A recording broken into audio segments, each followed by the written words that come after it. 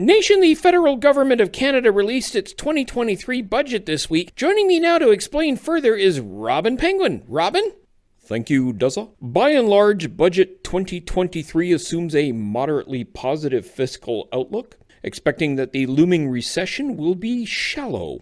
In describing the current state of the Canadian economy, Budget 2023 in the Minister of Finance's speech touted a remarkable recovery from the COVID recession, the strongest economic growth in the G7, and a recovery of 126% of the jobs lost in the first months of COVID, compared to 114% for our neighbors to the south. You mean Americans?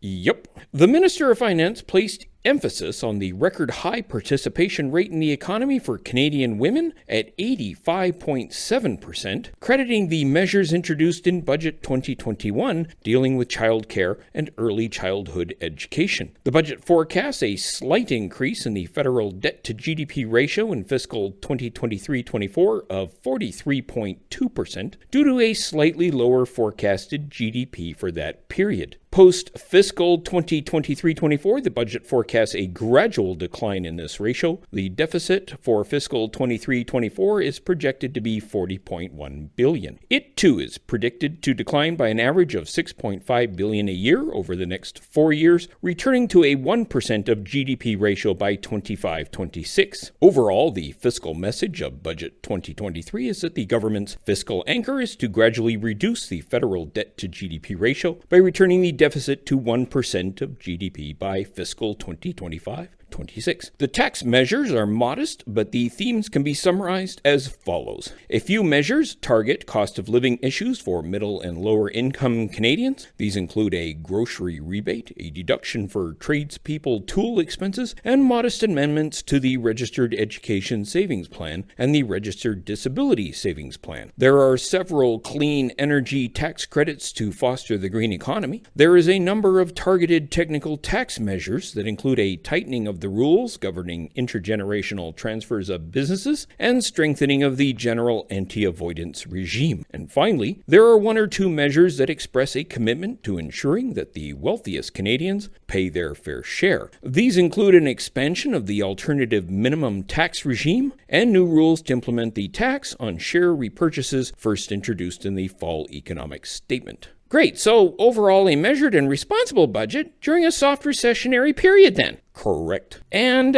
what does the opposition think of this? Well, as expected, the NDP is already claiming all the credit for things that help Canadians, and the Conservatives are threatening to vote against it if they don't get their own way. But if the NDP supports the budget, then even with a minority government, the Liberal budget will pass, regardless of what Pierre Poilievre thinks. Exactly. But even if Justin Trudeau gave Poilievre everything he wanted, the Conservatives would still vote against it. Why? Because it came from the Liberals. These Reform Party partisans have voted against 17 bills that had exactly what they wanted in them, because that's what partisans do. It's like the do-nothing Republicans in Congress voting against the Build Back Better bill and then campaigning in the midterms on all the good infrastructure jobs in their districts it provided, none of which they voted for. Ugh, hypocrites. Harpercrits, actually, or so I've been told. Yuck, yuck, yuck. Yeah, I still don't get it. Well, thanks, Robin. Canada's federal budget 2023, everyone. The more you know. And now this. What are you throwing to? I have no idea. They just tell me to do it, and I do it, and then sometimes there's like chickens clucking or something weird. Ugh. I find you such an important animal. Why? Because you leave such a big footprint.